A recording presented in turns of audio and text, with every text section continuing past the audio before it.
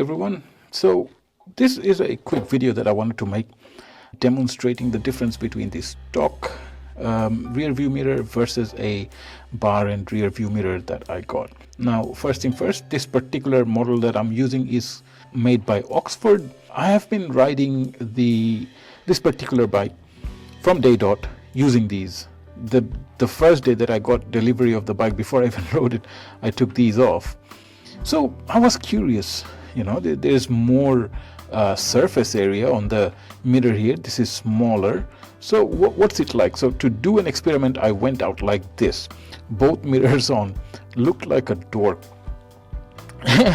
Anywho, these are my findings. First thing first, when we're sitting like this, I see a lot of my own hand on this mirror, the stock mirror.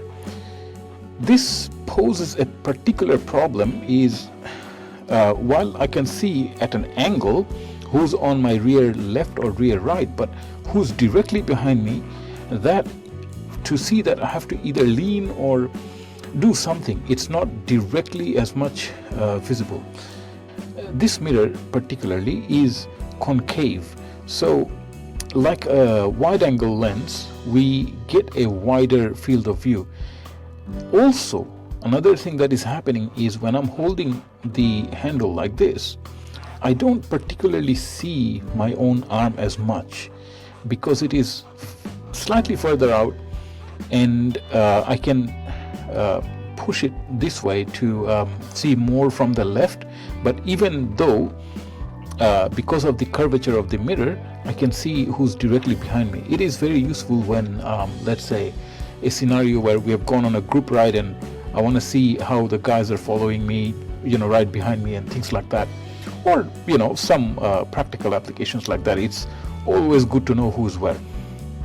Pros and cons: the image that I see here on this particular mirror, because it is wider yet smaller, the vehicles that I see at the back are smaller. They appear smaller than what appears on this. Not that you can't tell that there is a vehicle there. In this mirror, the cars and bikes and so forth, they appear a lot closer. However, on the flip side, the field of view is very less compared to that. Between the two, my answer is very much black and white, that I'll be taking these off, I'll be keeping these on. Simply because I get better view, I don't see my hand as much, and the field of view, the angle which it brings me, is more. And as a byproduct, it looks kind of nice as well. I think tidies up the top of the bike. The downside is that to actually fit it properly, I had to take out the stock bar end weights for these to go in. Not much of a difference. I rode it hard as well, revved up the engine. The vibrations aren't that bad, not that much of a difference really. So all in all, I'd say in this circumstance, the bar end mirror is doing a better job than the stock.